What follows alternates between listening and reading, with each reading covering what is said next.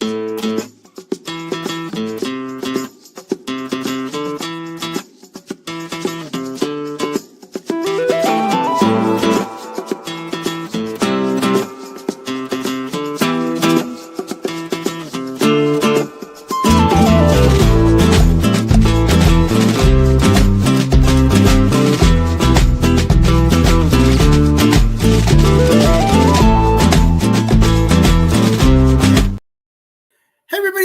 My name is Daniel Garza, and this is a very special episode of one of our shows on Little Mention Production. It's not really a put it together. It's not really a Christian Daniel, but it's a special edition show. We wanted today to celebrate all of the caregivers out there. So all of you watching out there who are caregivers, we appreciate everything you do and everything that you've done for those of the people that you care for. I want to start by inviting and thanking everybody who's watching us on Facebook, LinkedIn. For those of you watching other channels, if you don't mind sharing this on your pages so that other people can watch along with you. If you're watching us on YouTube, would you scroll down, hit that subscribe button and the notification bell, and keep an eye on. Once you hit that bell, it's going to let you know every time there's a new show on the air. And remember, we've got 3 shows here at Little Mexican Productions, Inc. On Mondays, we've got the Crab and Goat Show with our card readings. We've got Christian and Daniel on Wednesdays, and then Put It Together interviews on Saturdays, which all of these shows are coming back in March to celebrate our new season. So stay tuned for that. I'm trying to connect our friends on Instagram, but as soon as I'm able to connect them, we will have them watching along with you. I want to start by reading this to you so that we're all knowing what we're talking about today. We're talking about caregivers. Caregiver is an individual who provides assistance and support to someone who may need help with daily activities due to illness, disability, or age. Caregivers can be family members, friends, or professional healthcare providers. Caregivers play a crucial role in ensuring the well-being and quality of life for those they care for. Their dedication and compassion significantly impact the lives of individuals and their lives. And nothing can identify nothing defines that better than all the folks that are on the show today. These are some people that I've known for a while, and I'm so excited to have them. So without further ado, so don't waste any more time, I'm going to bring them on. Welcome, Christian. Hello, Ken and Miss May. Hi, welcome to the show. Hi. Hello. Good day. Good. Y'all Happy are to so be here. quiet. This is the quietest I've ever seen y'all. So make sure that we keep talking more during the show. But welcome everybody to the just show. wait. I know. We're just getting started. I was like, Yeah. did they not have their coffee this morning? What's going on? First of all, I want to say congratulations. Happy National Caregivers Day to all 3 of you. And thank you for all the work that you've done in caregiving. Let me start with, not because he's my boyfriend, but just because he has the first letter of the name. Christian, why don't you introduce yourself? Well, hello, everyone. My name is Christian Ramirez, and I am a caregiver. I was a caregiver for Mr. Daniel G. Garza. His ailment was anal cancer, and it was a fairly aggressive anal cancer. Luckily, it was caught early, so it was just basically going through chemo together, radiation treatment, and then just the recovery from quite a few surgeries that had to take place in the meantime. Thank you. Ken Taylor, welcome to the show. Well, thank you so much. Happy to be here. And my name is Ken Taylor. I often introduce myself as I'm Ken, Barbie's husband, because everybody seems to know Barbie. And so I am her caregiver. And that started back in, I would say 2003 at the very beginning. And it's been a long journey experience, 43 doctors without a proper diagnosis. So imagine everything that we, could experience in those times, just doing, I'll save it for later. But we live in Arizona, sunny Arizona, and I'm so happy to be here with you. And RSD is what she was diagnosed with, and that's what I've been caregiving for, amongst other things, but primarily that. Excellent. Thank you, Ken. And Miss May. Hi there. It's great to be with you today. My name is May Jepson. I am the caregiver along with my husband for our son, Jason, who is diagnosed with a severe mental illness. He is diagnosed with schizoaffective disorder. And for us, it has also been a long journey, 20 plus years of finding the right medication, finding how to live a daily life with this diagnosis. And I'm happy to report that Jason is doing very well now. And we have turned our focus onto advocacy now and helping other people deal with severe mental illness. Excellent. So I'm going to go around the circle just like I started and keep the questions flowing. Let me start with Christian. Christian, I'm going to pretend that we don't know each other, and you're here on the show as a guest. Otherwise, the person I cared for did survive and is doing quite well today. Yes. Spoiler alert: he is still alive. He just checked in with us this morning. You saved his life, didn't you, Christian? The miracle worker, Christian. So, Christian, as the boyfriend of the person you cared for, let me just start with that question. How was it going from boyfriend to caregiver, and has it been easy to go back to the regular relationship? Oh, Lord. And by the way, for everybody out there, I don't like using the word normal, because normal is who's normal around here, but a regular relationship. It was insane having to switch from a boyfriend partner status to caregiver. I had never done that before. My parents at that time had not had their dementia progress. So you were really my first true caregiving experience. It was a hard switch because suddenly everything had to be not about Christian. And I'm a recovering addict. I won't pretend like I'm not. And so I am very good at making it all about Christian. And it's like many decades of practice. But thank goodness I'm in a program of recovery for quite some time at that point. And I was able to say, it can't be about me. Because if I make it about me, I won't be of service to Daniel. I won't be able to help Daniel. And that was the big issue for switching at the very beginning. And then once I was in the caregiving mode, it is a totally different mode because you are watching for every little sign. You're the primary mode of transportation to and from doctor's appointments and surgeries. And psychologically, you have to prepare yourself in a way you do not have to do as a boyfriend, just as a boyfriend or a partner or husband or wife. You have to prepare yourself for every possible type. Like you go through the different outcomes that could happen today from whatever procedure is taking place. And I also have to anticipate when you have radiation, how does he react? What does he need immediately? Like, does there need to be a blanket in the car? Does there need to be some type of snack that stays down in the car? What are the different things that need to be done to support Daniel, as opposed to in the old day, just hop in the car and go, like he'd take care of himself. So that was a big switch. And then by the grace of the powers that be, I was able to make it not about me. I was able to maintain that. I just wanted to be of service to Daniel and make sure that, when I need to handle Christian stuff, I had the time to do it.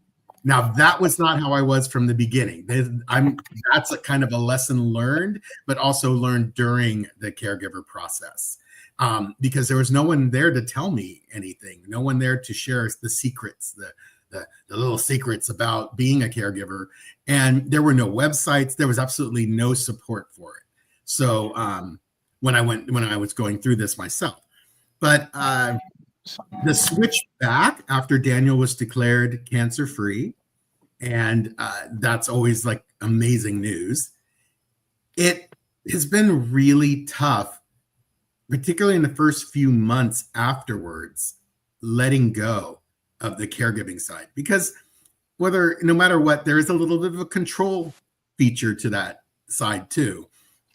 And that was very difficult for me to let go, because that's definitely one of my character defects, is controlling. So it was a difficult conversion. I feel like literally right now, like this time frame, I'm finally don't feel like a caregiver anymore. Like I'm just finally, and this is years later. We're talking years, not just a couple days or a few weeks. This is like almost, what, 7 years afterwards? 10, almost 10. Oh, 10, almost 10 years. I've heard he's a handful. I don't know the guy, but I've heard. But 10 years later, and I'm just starting to not feel the caregiver instinct to jump when Daniel needs something to jump, when, or to be ready to get it for when it's like, no, like making him coffee in the morning, it seems so simple, but as a caregiver, it was always, is this going to help him? Is this going? Now I just make him a cup of coffee because it's a nice thing. And he makes a good cup of coffee, by the way. A good Christian coffee. Really, that's the joke at the house. He makes good Christian coffee. Ken, I'm going to ask you the same question because you were already married when the diagnosis came, correct? Ken is muted. Let me see if I can unmute him. Oh, no, you muted. Okay, Daniel. There we go. I'm just having some issues. My I came unconnected with the vehicle, and you heard. So, anyways, and my audio is in and out. I can hear you. Can you ask? Yes. Were you talking to me? Yes. The question for you was the same as how was it going from? Because if I remember correctly, you were already married when the diagnosis came, correct? No, you weren't married yet. Okay.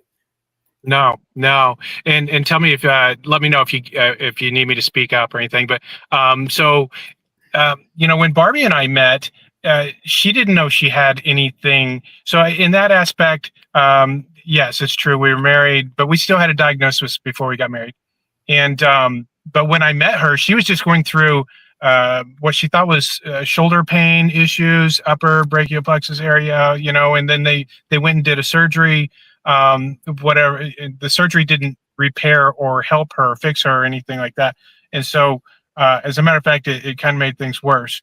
And so they didn't have anything to diagnose her with. And so she kept seeing doctors, and I helped her through those early stages.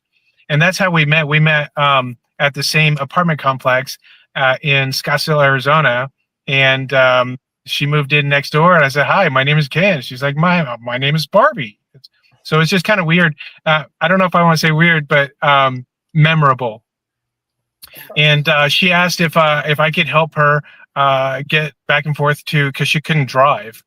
And I'm like, okay, yeah, sure, I can do that. And that was how we really got to know each other. And then we realized that together that what she's facing is not a soft tissue thing that's going to heal and that type of thing. It's a disease. But again, 43 different doctors before she got a diagnosis. So we kind of started off together in this direction. So, what we had was, a short period before the diagnosis, in the early diagnosis when she was at her worst. And so when she got diagnosis, it didn't mean that there was a treatment for it. We just got a diagnosis. And then you start reading about it, and then you're like, oh, hell. You find the things out that you don't want to hear from other people that have lived with it, gone through, all kinds of trials and tribulations there and that type of thing. So we followed the doctor's orders, went through many different treatment options, and many of them set her back further. So we had to learn from experience how to manage our doctors better, and not take everything that they say as gospel. But again, I would say our transition after she got better with finding a treatment that helped her get to remission was then my afterwards. So your question to me is a little bit opposite or backwards, because after she got her treatment is when we finally started getting to experience life together and go to places together. And by that time, we were already educated in the field as to we're teaching and educating people because we already knew what not to do. Right. And that was really a what coupled us really, strongly and together was going through all those experiences together and coming out on the other side, always moving forward. Even if it was bad, it was like, okay, what can we learn from it? And then move forward. And it's, with caregiving, it's got to have a lot of optimism in it, doesn't it? You have to be optimist about almost everything. until you find the negative, and then you can go reassess and choose another path if there's one there for you, that type of thing. So thank you. Yeah, thank you for the question. Mine's a little bit opposite. Yeah. Was it a hard transition? For me, it was an easier and better transition than being faced with something, up front all suddenly, and having your life kind of like ripped apart and refocus. So it's a little bit different, but it helped us grow on the same path together immensely. Yeah.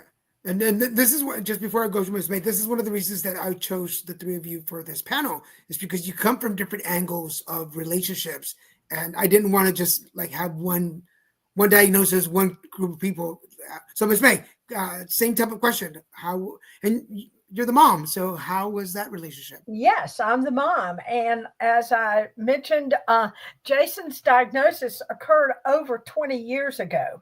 So we've been at this for a while. And I liked what Christian was saying about how his relationship with you, Daniel, has grown and changed. And that's exactly the way it has been for us, for our family, since Jason's initial diagnosis.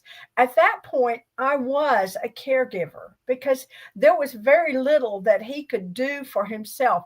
He was diagnosed with a severe mental illness that affected the way he looked at reality and distorted reality for him. And so we had to learn how to help each other. At that point, when he was first diagnosed, he had forgotten how to drive. And so I had to help him, just like I had done when he was 16 years old. I had to drive him around in the parking lot and show him how he could get from our home to the VA hospital. He was diagnosed when he was in the Army, so he is under the VA system for his care. And so at that time, I really was a caregiver, just like Christian, you described when Daniel got his initial diagnosis of cancer. But over these many years that have happened, that relationship has changed. And I'm not so much a caregiver anymore as I am a trust partner. That's a word that I came up with because I thought it described our relationship much better as an adult to an adult. He can do everything for himself. Jason is middle-aged now, and so he can take care of a lot of the things that come up daily. He drives his car, not long distances or anything like that. He shops for himself. And so in many ways, he is in recovery from his illness. But that doesn't mean with a mental illness like schizoaffective disorder, you aren't cured. You just learn how to manage your symptoms. And Jason has done that. And as we've all in our family worked through that, I've become more of a trust partner or a sounding board for him if he has questions about something, or if he can't manage a symptom himself, then he feels free to call me. He knows that I am his safe place. He can ask me any question he wants to ask me. He can do the same thing with his dad. We are here to help him if he needs us. But because he's a young adult, he doesn't need two nagging parents after him all the time and trying to do everything. So that's we don't want to do things for him that he can do for himself. And so that has been really important to adjust our thinking and adjust our caregiving as the years have gone along. And I see that Jason has just joined in the discussion. So our relationship is a lot different now. He's in recovery. I can help him if he needs help, but those day-to-day things that he can take care of for himself, I want him to take care of those. And we have more of an adult relationship now than we did earlier. Excellent. Thank you. And for those of you watching us, I put it's scrolling at the bottom. Please, if you have any questions, any comments, or just a thought, If you are a caregiver, if you've cared for somebody or you were in the caregiving, please put your thoughts or questions. We make sure, even our friends on Instagram, it's finally locked on. It's scrolling on Instagram. So if you're watching us, make your comments. I'll make sure I post them out here. Ken, you mentioned something about laughing about things, and there's one thing that we don't talk about in health enough. We don't talk about the sense of humor. We don't talk about laughing in health. So I'm going to start with Ken on this one. Laughable moments in caregiving. Do you have any examples, or do you have anything to share about that? You're muted. Ken, you're muted. I don't think you can hear me. There he goes. I'm so sorry. Yeah. Well, I guess one of the most memorable was, okay, so we got Barbie a scooter, and it was new to us, new to her, and it was a great helpful device, just helped her get through the day better, faster, or more of the day, just everything, all the benefits of a scooter. And she was going out of town across the country to her brother or sister's house, I can't remember.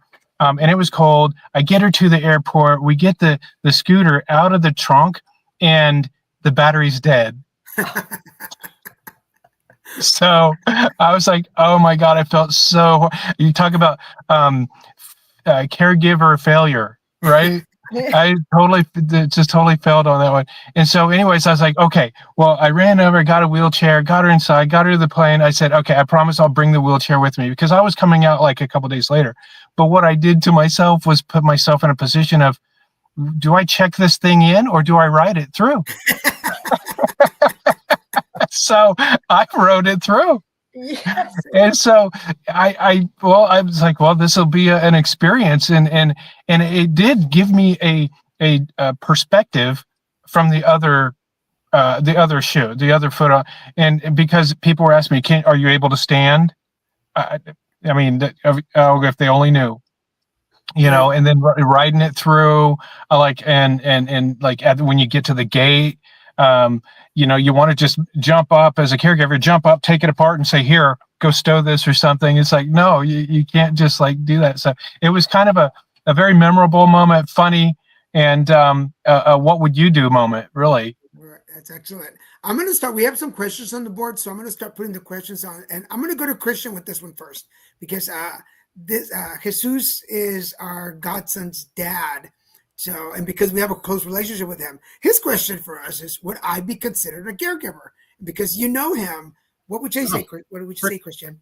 Any parent is a caregiver. No, is it for a serious disease or mental illness or anything? No, not necessarily. But sometimes it is, and we just don't know yet. But particularly when they're really little. But no, he absolutely, anyone who's a parent, I raised my goddaughter. So I absolutely feel like I was a caregiver already. Not quite the same way as I was with Daniel, but still, yes, you are a caregiver, because you're sharing your love, you're sharing your patience, your concern, and you're prioritizing them ahead of yourself. Excellent, thank you. And I like that, prioritizing ahead of yourself. That's good. Yes, so important. And that's what I mean when I'm talking about a trust partner too. So a lot of times this is adult to adult caregiving, and not necessarily a child, but a trust partner can be a spouse. It could be a sibling. It could be a sister or brother who wants to be a part of your life and who loves you and cares about you. It can be just a companion who is in your life and who really wants to be a part of helping you on this journey. So a trust partner does not have to be a relative or a parent or even a spouse. It can be anyone that the person chooses to walk along this journey with them. Thank you. And Provost May, I'm going to bring this question to you. Or actually, if you want to expand on this, it is important to give the patient its space. What is that? Oh, yes, it is. And, that goes back to what I said earlier about not being a nagging mom and watching over Jason and hovering over him all the time, because he is an adult. He is an adult in recovery. He does not need me to be calling to remind him about medication. He can take care of that himself. Okay. Now, in the early stages, I had to do that, but I don't have to do that anymore. And so it's important for a caregiver or a trust partner to be able to sense and to know when to back out and when your person needs you, when they need you to help them to work through something. When Jason calls me during the day, a lot of times we just talk every day, and he tells me about what he's done today and that kind of thing, because he lives 45 minutes south of us. He's not right here so that I can watch over him. He doesn't need me for that. So he'll call and we talk about what I've done today and what he's done. And sometimes he'll say, "Mom, I've had a really bad day. I've had some paranoia." And if he does, then we talk through that. But most of the time, he can work those things out himself. He does this thing called examining the evidence to determine if it's a reality or if it's his brain disorder that's causing these feelings or these thoughts that he's having. And most of the time he comes to the conclusion that no, it's not really happening. It's my brain disorder. But I respect him so much because he's worked so hard to get to the place where he is now. And I think respect is so important when you are dealing with someone who needs your help and support and care. That's excellent. I'm taking all these words and putting them together. So for everybody out there, if you're working on your journal, add these terms to your journal: a trust partner and examine the evidence. Those are so. It's interesting that examine the evidence is very similar to what my sponsor I've had for almost 20 plus years now. He says something very similar. He says, look at your side of the sidewalk. That sounds like very similar. Look at your side of the sidewalk. See what needs to be cleaned up on your side. Because I can't control anyone else's sidewalk. I only can clean my own. Exactly. And Jason doesn't sound unique with that examine the evidence, because I think I have to do that with my sponsor and on my own quite a bit as an adult too. And we do it all the time. We have to be discerning about things that are going on around us. If you're driving a car, you're discerning, you're trying to decide. And that's exactly what he's doing. He's learned to do through some therapy that he's had. And so I don't have to do those things for him. He's a smart kid. He likes to write about what it's like to live with a serious mental illness. In fact, he was just published in the Washington Post and also Newsweek magazine. And obviously, there are people across the country who want to know how to be a good caregiver.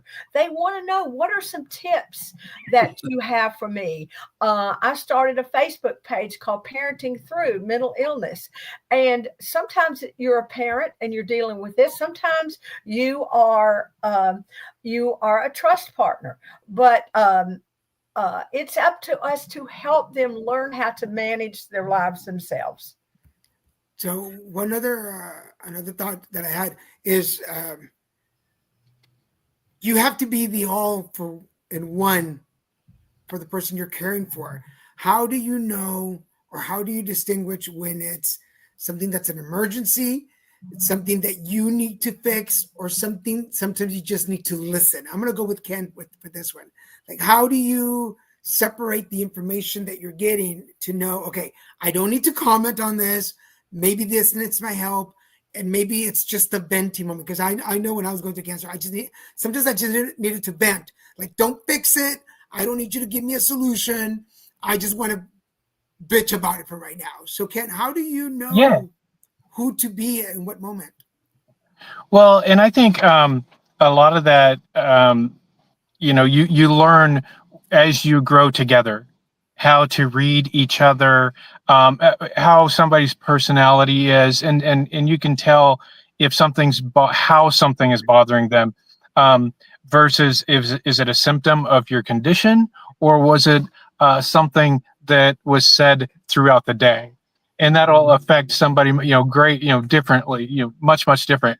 And to know, okay, they just need to know they just need to have their space, or if you can tell if a headache or something is coming on where they need a dark, quiet, cool space to be in, it's easy to do that. And it's like, I'm just going to give you your space, time alone, possibly here's a TV for background noise, however, whatever is going to make you feel most comfortable. And then I'm just going to step away. Holler if you need anything, but knowing when somebody wants their space is not hanging around to see how much you can help because you've got all the answers. It's like, please let me just have my space so that I can just calm down. I'll be a different person in another hour. Or a power nap. I'm like that, it's like if I don't eat like for certain hours, I'll start getting very irritable and short with people. But also, one thing about Barbie, caregiving for Barbie was very, very, very helpful to me was she didn't lash out at me. And I've often told people that if the shoe was on the other foot and I was living in daily pain, I'm not sure how many people would want to be around me and how pleasant I could be just on a daily basis with just chronic, unrelenting, pain symptoms. So I always try to take that into consideration too. What is the person going through? Just because they're not expressing it the same way I would doesn't mean they're not going through a hard time. But it's very important to know when somebody wants their space, needs their space, and how to give them their space. Gotcha. Ms. May or Christian, do you have anything to add? Yes, Ken, I love that you pointed that out because you have to make sure that the person that you're caring for knows that they can be honest with you about what symptoms they may be feeling. Okay. I don't get alarmed if Jason tells me that he's hearing voices. Okay. I know that he's hearing voices. That's a part of the diagnosis that he has. And so I don't panic and I don't get all upset because he's having some symptoms. He knows that he can come and tell me that, and I will make any accommodation for him that he needs. Sometimes plans get interrupted. That's okay. It's okay if we don't go out to eat because you're not feeling well. That's okay. And so we try But you're assessing the situation. When they say something like, I'm hearing voices, okay, well, that's normal. So tell me more. And then you start with the questions that you need so that you can offer the help that's in your tool belt. Right. And because we have, he's my son. I've known him since the first day of his life. I looked into that face of that beautiful baby and never thought mental illness. That never occurred to me. But as we have grown and I know what are the things that can trigger him, and I'm sure, Christian, you and Ken know the same thing. You know what can trigger your loved one. And so if I see that happening, I say, do you feel triggered at the moment by being in this crowd of people? That's possibly, okay, let's move to over here where there are fewer people, or whatever I can do. Being educated yourself about cancer or about pain management, whatever, that is part of being a caregiver or a trust partner, is knowing as much as you can about your loved one's diagnosis so that you can offer help. Especially trigger points, and it takes somebody that's been around the person for a period of time to know what triggers a person. And so, that's, much of caregiving comes with experience with the person. It's like you experience it together. And so you both learn from it, and then you talk about it from each other's perspective. And then the next time you are faced with it, it's a speed bump, not a hurdle. That's right. I love that analogy. Yeah. There was one time when Daniel lashed out at me, but I also add this in too. You can oops. Sorry, go ahead. He doesn't want me to tell the story. I know what you're doing. That was not sly. That was a technical blatant, difficulty. I'll talk to the director about blatant. that. No, now I'm triggered. No, just kidding. No, but what happened was I always go to this point and say, as a caregiver, you also have to have a boundary. I'm not going to be your emotional whipping post, because that is not caregiving. That is self-sacrifice. And if you do, I always tell people, and caregivers who contact me, I say, one basic rule: you got to take care of yourself first. Then you take care of it, because if you don't take care of yourself, you're not going to be able to take care of your significant other or person that you need. Preach it, my brother. Preach it. Hey, you know, It's like oxygen on an airplane. Yeah. You have to draw those boundaries and say, I looked at him, and right in that moment, I'm like, oh no, this is not how it's going to be. You do not, you can vent, but you do not get to lash out and whip me with your emotions because you're frustrated, sad, unhappy, uncomfortable, in pain. I get all that, and I'm not trying. It's not about me, but I am not a whipping post, because that will damage me psychologically, and it takes a lot more work to manage through that than it does to just hear them vent and say, "I need a moment." This is a good segue for this comment to coming into the last round, the last segment of the show. Jason said she won't say I can be annoying, but she should. How do y'all release energy? There's a lot of energy that you take in being a caregiver, and sometimes you need to release it. What do you do to let go of some of that pent-up energy? I could say for the most part, for most of the caregiving time, I actually was going to a regular Zumba class, and that's a pretty tough workout, and that really helped me. I look at me. I am not someone who's going, you need to exercise all the time. No, but it really did help me through the caregiving time, was to have a vigorous workout where I got energy out. And I also had to start calculating in a couple days when we have a very dear friend who's like a sister to us, family of choice, who would come and take care of Daniel for a couple days and give me 2 days to come home, do all my crying, do all my throwing things around, breaking something, whatever I need to do, so I can come back to Daniel as a caregiver once again and not be burned out. Miss May? Oh, this is something that I don't have a problem with, taking care of myself. Most people who know me know that I have an identical twin sister, and she lives close by. And my name is May. Her name is Faye. You know, they have to rhyme if you live in the South. And so once a month, we schedule a spa day, and we spend the entire day at the spa. We go early and we come home late. We get massages, we get facials, we do the whole works. And I schedule that day just like it was a doctor's appointment. Nothing interferes with that day. I go, I turn my phone off. I don't answer any phone messages or anything. Don't call me on my spa day. But I enjoy going out with friends. And it's because Jason has progressed to the place where he is now. I don't feel like I'm tied to him and I have to be available to him 24 hours a day. We were that way at one point when he needed us more, but now I don't have to do that. So I feel very comfortable taking time for myself, especially my spa day, and just going for a walk, reading a book, being in a book club, journaling. Oh, that's so important. I think somebody mentioned that earlier. Christian, maybe you did, that all those things are so important. When you are a trust partner or a caregiver, you have to take care of yourself. That is a top priority. And for you, Ken? Yeah, and that's taking care of yourself.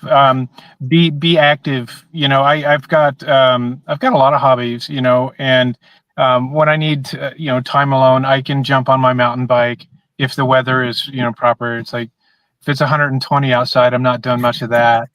But I have a drone, and I got a drone pilot license, and that's so fun to see aerial footage or even work with somebody that wants aerial footage, that type of thing. So it's like a lot of fun. But there's several different things that come to mind. You've got to, again, May said it best, is you take care of your health. Keep up on your own health. Make time to relax. It doesn't, even if you have like energy, it could mean anxiety. Do an assessment on your energy. Is it an anxiety that you're feeling? Because that could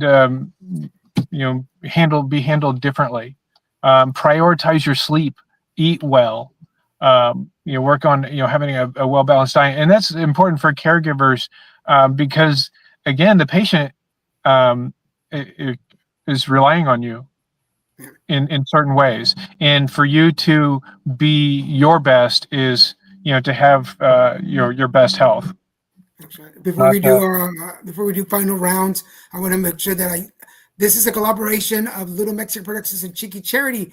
At Chiqui Charity, we aim to create a safe, inclusive spaces for LGBTQ plus individuals and underserved communities facing colorectal and anal cancers. And I'm proud to say that I am the director of advocacy. So if you want to reach me, you can find me at DG Garza at chiquicharity.org. My work number 951-708-0989, or visit us at chiquicharity.org.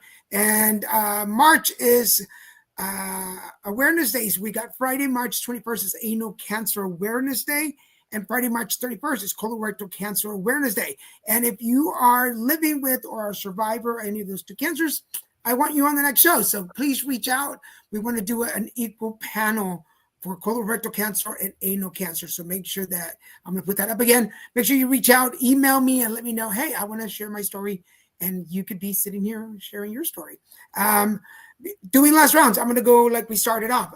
Christian, one tip that you learned in caregiving that nobody told you. You have to, like I said earlier, I can't emphasize this enough because I did not take care of myself well in the beginning. You must eke out time for just you to take care of yourself and get your energy levels and your body and soul and spirit in alignment again, every single week, not month, not year, every single week, so that you will be at 100% and at the service of the person you're caring for. Thank you. Ken, something you learned that nobody told you? I think be kind to yourself. I used to beat myself up a lot and especially when we didn't have a diagnosis, and or actually even after diagnosis, because then you feel like everything's going to come together. But when it doesn't come together, I tend to like beat up on myself because I have no control. And when you don't have any control, things tend to like kind of spin, and you're trying to grasp. But be kind to yourself. You can't take care of everything. You can't fix everything. If you're kind to yourself, you can get through it. So it's important to me. Yes, and I totally agree with what these two gentlemen have said. Taking care of yourself. I think someone told me this and in the very beginning, and I have held this close to my heart the whole time we've been on this journey. A psychiatrist told us in the very beginning, he said, you're going to need an army of helpers now and forever. And so my husband and I made a very conscious decision that even though there is so much stigma around mental illness, and the symptoms of mental illness and the vast range of different disorders that fall under that category, we were not going to keep our family. This was not going to be a family secret. So we engaged the help of everyone that we knew, our church friends, our family. We let them know that Jason had received this diagnosis, and we were going to need some help. We needed support. We needed some of our friends to rally around us and go to dinner with us. We need friends to do other things. So we have kept that and have not been afraid or shied away from letting people know that mental illness has stigma, but we are not going to buy into that. Jason has a diagnosis the same as many, many people have. Some people have a cancer diagnosis. Other people have pain management issues. And all of those come with symptoms. And we decided, we take people take medication to control their symptoms. They also go into therapy to help with their symptoms. And we are not unlike any of those people. If it was lung disease, we wouldn't keep it a secret. If it was cancer, we certainly would not keep that a secret. If it was liver issues, we wouldn't keep that a secret. Why do we think in our society that if it involves the brain, we have to somehow hide this person away? I am so proud of my son and the hard work that he has done to get to where he is today. And so I just feel like, bringing other people into your life is the most important thing you can do from the very outset. That's beautiful. Thank you. Before we run out, I want to make sure that I will step up in the name of all patients and clients out there, and not just for the three people here on the panel, but for you, for those caregivers out there who are watching either live right now or on replay. I want to say thank you. Thank you for your time, for your passion, for your dedication, for the love, for the care, and even for those harsh moments where it feels like we don't appreciate what you're doing for us. Just know that we carry in our hearts and we have it in our souls, and we will never forget all that you've done to make sure that we thrive.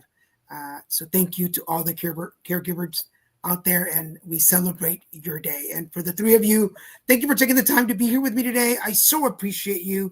It was my honor. I love it. Thank you for having me. Thank you, Daniel. This was a wonderful opportunity to be with these wonderful guys here, fantastic caregivers, and I know they're the person that they take care of in each case, and I'm so proud of Christian and Ken and for what they do, not only for the person that they take care of, but for other people all across the country with their advocacy in their specific areas. Yes, thank you, May, and likewise to you. Yeah, that's awesome, because it goes a long ways. What you learn from your experience can be taught to others, and it's knowledge. Knowledge gets you through it, and so yeah, things, little things like this, bringing people together and putting our brains together, and great questions today, Daniel. Hopefully, it can help somebody that's looking for some answers. And for those of you watching, go ahead, Christian. I'm sorry. I certainly hope so. It's so important. You feel so alone when you're a caregiver. Yeah. You really don't feel like it. Yeah. You don't feel like there's a village. Like, they say it takes a village. That's a great phrase, but when you start caretaking, you really feel like you're all on your own. Where are they? Where are they? Yeah. Where's this village I keep hearing about? Well, May, thank you so much. I forgot to show the Instagrams. Go ahead. It's wonderful to see, he did it again. No, it's wonderful to get I love the mother, that there's the motherly side to everything you said, because there are mothers and fathers who have children with mental illness already, because we're diagnosing it younger and younger now. Yes. And it's so important for them to know long-term recovery is there. Maybe not, there are no cures, but long-term recovery is possible, and your child can someday be independent and just needing to talk to you like any other kid needs to talk to their parents. For everybody watching, if you and May, you've shared so much hope. Thank you. For those of you watching, if you speak Spanish, stick around on the same page you're watching. We're about to jump into a Spanish episode of the Caregiving Day, so make sure that you stick around on whatever channel you're watching. It's going to be coming on. I have 1 minute to go, but I want to take the time. Christian is my boyfriend, and we were very early still in our relationship, and I gave him the option to stick around or leave. He stuck around all these years, and not only does he make great coffee in the morning, and he listens to me go crazy sometimes, but he definitely was an amazing caregiver, and We are working really hard to get back into that regular relationship. And for those of you out there, it does take some time sometimes. So be patient. And it's not overnight. It's easy to jump into the caregiver mode, but it's difficult to jump out. Just be patient with yourselves. So with that, I want to say thank you to everybody. Thank you for watching. Thank you for watching. And let's do this again sometime. We'll come back. Absolutely. I would love to. Thank you so much. Thank everybody. you. You guys. Bye.